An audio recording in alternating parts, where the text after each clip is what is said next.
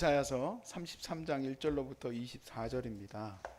너 학대를 당하지 아니하고도 학대하며 속이고도 속임을 당하지 아니하는 자여 화 있을진저 네가 학대하기를 그치면 네가 학대를 당할 것이며 네가 속이기를 그치면 사람이 너를 속이리라. 여호와여 우리에게 은혜를 베푸소서. 우리가 주를 앙망하오니 주는 아침마다 우리의 팔이 되시며 환난 때에 우리의 구원이 되소서. 요란한 소리로 말미암아 민족들이 도망하며 주께서 일어나심으로 말미암아 나라들이 흩어졌나이다. 황충의 때같이 사람이 너희의 노량모를 모을 것이며 메뚜기가 뛰어오름같이 그들이 그 위로 뛰어오르리라. 여호와께서는 지극히 존귀하시니 그는 높은 곳에 거하심이며 정의와 공의로 시온에 충만하게 하심이라. 네 시대에 평안함이 있으며 구원과 지혜와 지식이 풍성할 것이니 여호와를 경외함이 네 보배니라. 보라 그들의 용사가 밖에서 부르짖으며 평화의 사신들이 슬피 곡하며 대로가 황폐하여 행인이 끊어지며 대적이 조약을 파하고 성읍들을 멸시하며 사람을 생각하지 아니하며 땅이 슬퍼하고 쇠잔하며 레바논은 부끄러워하고 마르며 사로는 사막과 같고 바산과 가멜은 나뭇잎을 떨어뜨리는도다. 여호와께서 이르시되 내가 이제 일어나며 내가 이제 나를 높이며 내가 이제 지극히 높아지리니 너희가 겨를 잉태하고 짚을 해산할 것이며 너희의 호흡은 불이 되어 너희를 삼킬 것이며 민족들은 불에 굽는 횃돌 같겠고 잘라서 불에 사르는 가시나무 같으리로다. 너희 먼데 있는 자들아 내가 행한 것을 들으라. 너희 가까이 있는 자들아 나의 권능을 알라.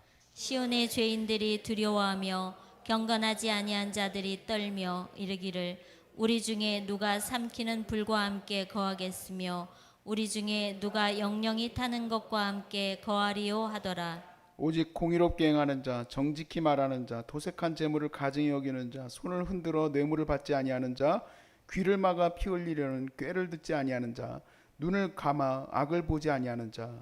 그는 높은 곳에 거하리니 견고한 바위가 그의 요새가 되며 그의 양식은 공급되고 그의 물은 끊어지지 아니하리라. 아멘. 제가 당연히 지금까지 살아오면서 저지른 죄가 많겠죠. 근데 이 죄가 제가 죄를 많이 졌습니다 라고 얘기를 했을 때 그럼 무슨 죄를 졌습니까? 이 정의하기가 참 쉽지가 않겠죠. 왜 이게 쉽지가 않느냐면 뭐 항목별로 대한민국 헌법 몇 조 몇 조에 의해서 이 이성일이는 어렸을 때 무슨 죄를 지었고 그런 거는 없어요. 제가 헌법 몇 조에 의한 그런 죄는 진 것이 없습니다. 그런데 왜 주님 앞에 회개하면서 기도할 때 아이고 나는 억만 죄악 가운데 죽을 자입니다. 무슨 죄를 그렇게 많이 졌길래 억만죄래요. 억만죄. 왜냐하면 성경에서 말하는 죄의 정의는 세상에 정한 죄의 정의와 조금 다릅니다. 여러 가지 정의가 있겠지만 좀 간략한 정의가 하나 있어요. 이제 전도할 때 쓰는 정의인데 우리가 영어로 죄를 sin이라고 부릅니다. 그럼 S-I-N인데 그중에서 I가 이렇게 크게 그려요. 전도할 때 I를 크게 그려. 그럼 그게 죄예요. 받아들일지 안 받을지 모르겠지만 그러니까 내가 중심이 된 모든 것들이 죄라는 얘기예요. 하나님 중심적인 것이 아닌 내가 중심이 된 게 죄라는 얘기예요. 자, 예를 들어서 저는 지금 선한 일을 하고 있습니다. 환우를 대하는 거, 또 그리고 우리 가족들을 대하는 거, 또 교회에서 성도들을 대했던 거. 그런데 그게 무슨 죄의 영역에 들어가겠습니까? 근데 그 안에서도 죄의 영역에 들어갈 게 있어요. 내가 중심적으로 생각하고 했던 일이에요. 자, 이거는 어느 정도 제가 그 선에 있었던 것이 기억이 있었어요. 제가 어떻게 나를 좀 설명을 할까? 물론 사람들이 봤을 때 저는 아주 나쁜 목사다. 그런 짓은 아니었습니다만은 제가 하나님 앞에서 크게 회개했던 부분이 하나 있었었는데 제가 많이 시기했던 목사님이 있었어요. 근데 그 목사님이 다 잘하는데도 불구하고 여러분 험담할 말이 있을까요? 없을까요? 어떻게 그렇게 잘하세요? 험담할 말이 있어요. 우리는 정말 이 세상에 어떠한 성결하고 순결한 사람을 데려다 놔도 깔 게 많습니다. 저도 우리 저희 같이 동역하시는 우리 청년들하고 같이 있을 때 그 목사 말이야 뭐 저쩌고 뭐 설교를 잘하시긴 하지만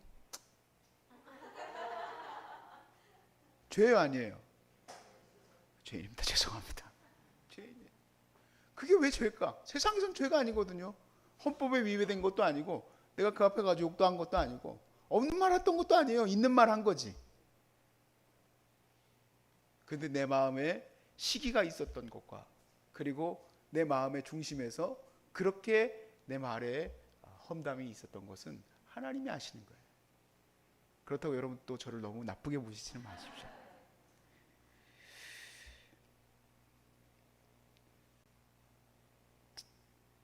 성경에 나오는 얘기지만 아픈 사람이 있어요.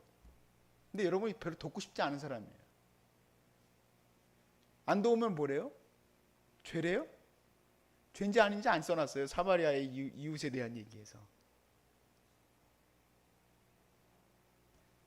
멀리 갈 거 없이 여러분의 친동생이에요. 우리 환우들 있는 시설에서는 그런 일이 너무 많습니다. 정말 제가 혀를 찰 노르시는 경우도 많아요. 혈연이에요, 혈연. 친동생이에요.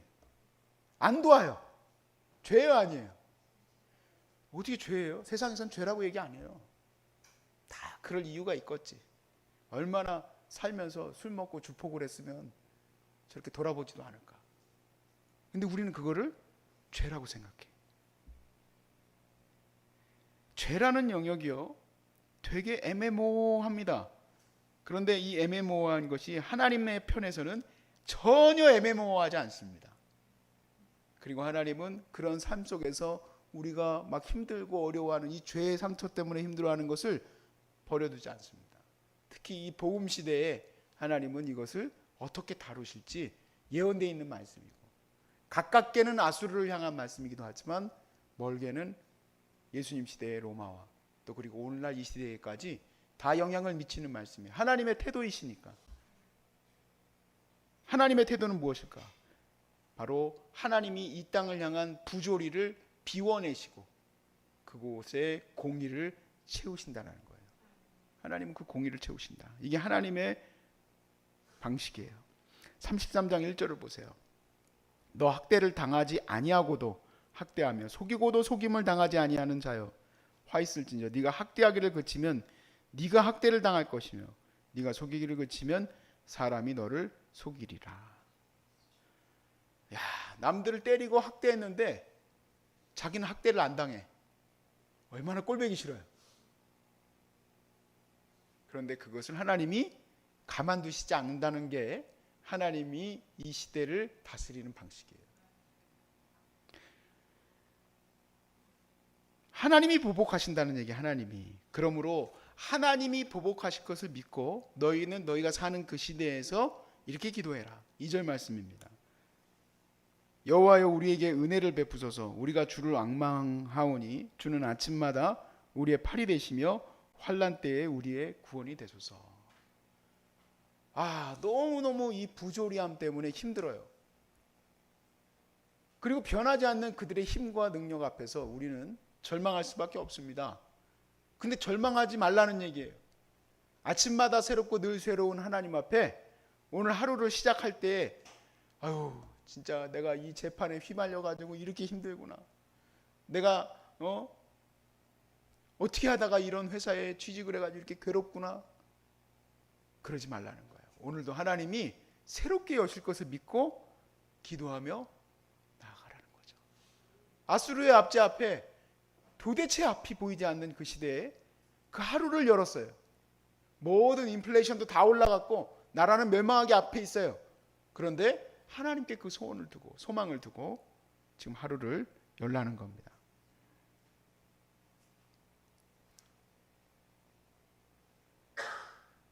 우리가 참 바라는 것은 아주 정말 100% 순결한 삶처럼 전혀 부당함도 안 받고 부조리함 속에서 괴로움도 안 당하고 재판도 안 당하고 또 어려움도 안 당하기를 바라죠. 근데 하나님의 이 세상에 대한 원리는 그것이 어느 정도 나아지는 것 같아요. 그렇지만 그냥 계속 내버려 두지 않으신다는 얘기예요. 그것이 우리의 소망이 되는 겁니다. 그것이 33장 5절 말씀에 그래서 세상의 장치가 세상의 그런 어떤 재판도 그렇고 또 여러 가지가 완전하지 못해요. 그리고 오히려 그 악에 대하여, 부조리에 대하여 더 치우쳐 있어요. 심지어 제가 아까 예로 들었지만 교회에서 서로 지내는 사람들 중에서도 심지어 목회자들끼리도 마음대로 자기 짓거린단 말이에요. 그런 데서 얼마나 상처를 받겠어요.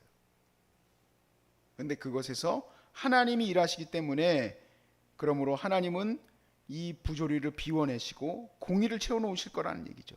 33장 5절에 여호와께서는 지극히 존귀하시나니 그는 높은 곳에 거하시며 정의와 공의를 시온에 충만하게 하실 것이다. 하나님이 공의와 정의를 충만하게 하실 것이라는 얘기예요. 어거스틴이라고 우리 기독교에 굉장히 중요한 인물이 있어요. 이분이 왜 중요하냐면 그의 저서가 굉장히 중요한데, 어거스틴이 여러 가지 책들도 많이 썼지만 그 중에서 아주 최고의 걸작으로 얘기하는 것 중에 하나가 하나님의 도성이라는 책이에요. 신국론. 그런데 그 책이 쓰여지게 된 배경이 로마가 야만인에 의해서 패망을 하고 완전히 박살이 났어요. 그래도 로마가 완전히 기독교 국가는 아니지만 기독교가 공인이 되면서 많은 사람들이 예수를 믿기 시작했어요. 많은 사람들이, 거의 기독교 국가처럼. 그런데 어떻게 하나님은 로마를 지켜주시지 않고 야만인에 의해서 이렇게 멸망받게 했느냐라는 거죠.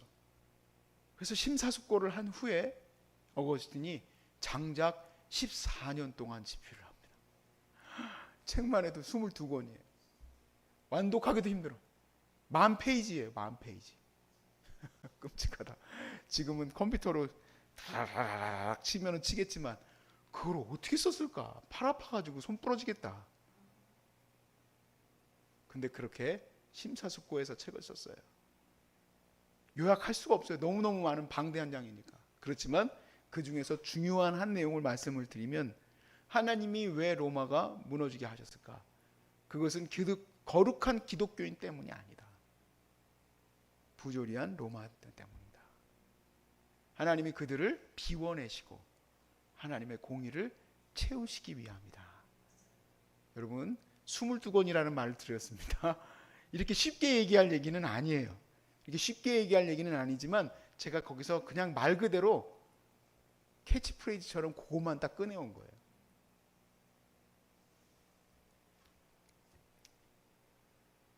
(33장 5절) 말씀대로 하나님께서 공의를 채워놓으시기 위함이에요. 그 말은 오늘날 우리도 하나님의 공의가 세워지지 않은 나라가 되었다면, 그럼 하나님이 여기도 비우신다 얘기예요. 이 대한민국을 하나님이 비우실 것이라는 얘기죠.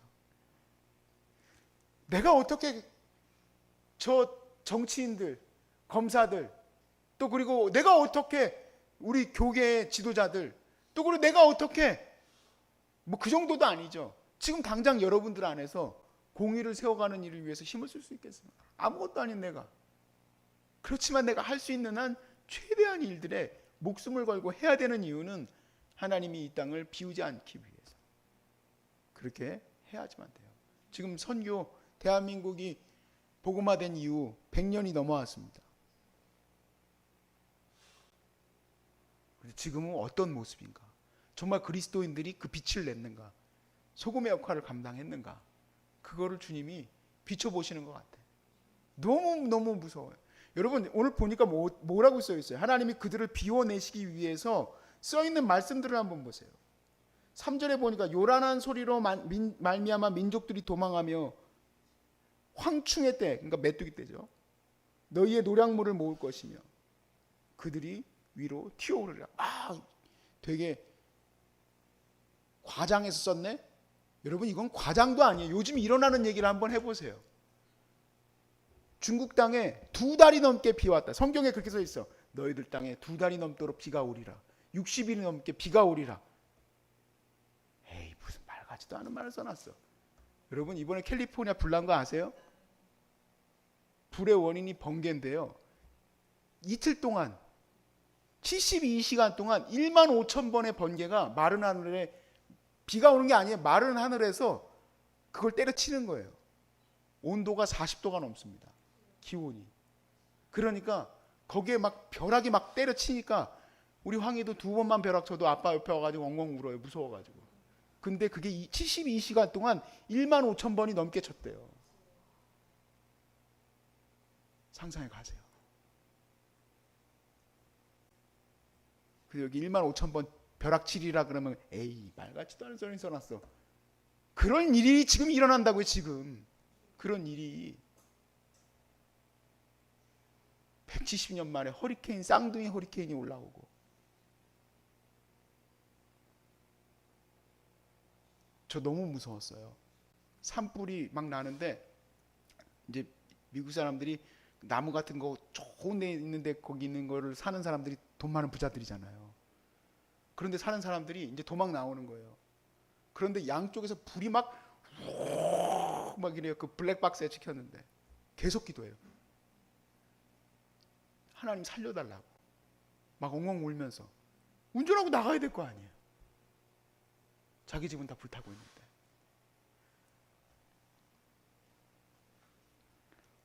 정말 하나님이 공의로 채우신다는 말이 무슨 말인지, 이 과거의 때하고는 비교할 수 없는 것이 지금 현재예요.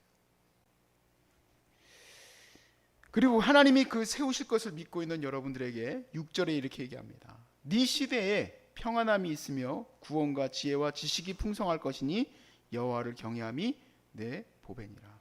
하나님께서 이 땅을 공의로 채우실 것이니 너는 오직 하나님을 경외하라는 거예요. 우리의 살 길을 이렇게 써놨어요. 아수르에게 포로로 잡혀 있는 유대인에게 살 길은 공의를, 즉 하나님을 경외하는 마음으로, 하나님을 두려워하는 마음으로 그곳에 서 있어라. 로마가 붕괴되어지는 그 시대에 어거스틴이 그 많은 방대한 분량을 통해서 그리스도인들에게 전하고 싶었던 얘기는 하나님을 두려워해라. 오늘 이 시대에 우리에게도 이렇게 코로나가 창궐하고 정말 상상할 수 없는 일들이 일어나는 이 시대에 우리에게 하시는 말씀은 하나님을 두려워하라는 얘기예요. 그게 내 보배니라. 그게 네 보배니라. 하나님을 두려워해라.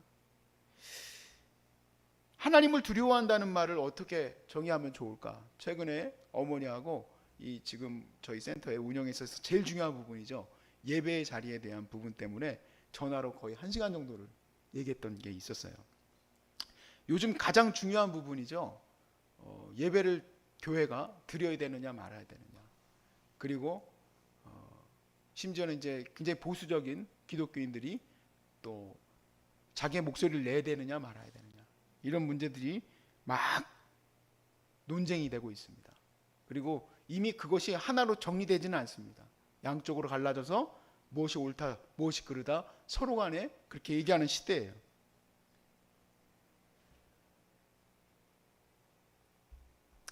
참 어렵습니다. 제가 일반 목회를 했으면 이것이 하나의 어떤 뭐라고 그럴까, 제 보호막이 되지는 않았을 것 같아요. 나도 그 고민이 굉장히 컸을 것 같아요. 두려웠을 것 같아요. 과연 나는 예배를 드려야 되나 말아야 되나. 두려웠을 것 같아요. 근데 여기는 구실이 있어요. 어느 누구도 들어오지 못하게 하고 우리 스스로가 격리되어져서 있기 때문에 우리는 이렇게 예배할 수 있다. 그뿐만 아니라 제가 서울역에 가지 않게 된 거, 거기는 이제 제가 영상으로 거기가 나가게 되지만 그게 하나님 앞에서 어떠한 모습일까? 사실은 굉장히 고민이 많았고 기도하면서 결정한 부분이에요. 저한테 그런 얘기를 하셨어요. 제가 어제 일도 그런 일도 있었었고, 제가 어떤 선택을 해야 됐을 때 어린아이처럼 내 선택이 아무에게도 영향을 안 미친다면 얼마나 좋겠어요. 근데 그 선택 하나가 굉장히 큰 영향을 미치기 때문에 제가 너무 두렵더라고요. 근데 오늘 말씀 속에서 제가 다시 힘을 얻었어요. 내가 두려워해야 될 대상은 사람도 아니고 누구도 아니다. 하나님이다. 하나님. 하나님을 두려워하고 하나님이 기뻐하시는 일이 이것이다 라고 한다면 내 목숨을 걸고 해야 된다 라는 거예요. 그래서 여러분 앞에서 너무너무 부끄럽고 연약하지만 차라리 여러분에게 정말 옛날 청년 목회할 때처럼, 옛날 교구 목사할 때처럼 여기서도 좋고 저기서도 좋고 그런 목사였으면 좋겠어. 우리 목사님 이성일 목사님 참 귀하다고 어떻게 그렇게 착하냐고 그랬으면 좋겠어. 그러지 못함이 너무너무 속상하지만 제가 두려워해야 될 것이 무엇인지를 알게 하셨어요. 죄가 정확하게 이겁니다 저겁니다 정하지도 못하고 그러는 것처럼 보이지만 하나님이 다 판단하고 계세요. 여기도 하나님 보실 때에 하나님의 선한 뜻이 이루어지지 않고 있으면 여기도 하나님 비우시게요. 나를 비우실 거예요. 나를 어딘가 잡아 빼버리시지. 하나님이 공의로운 사람을 세우시겠죠. 그러니까 두려워야 될 것은 하나님이에요.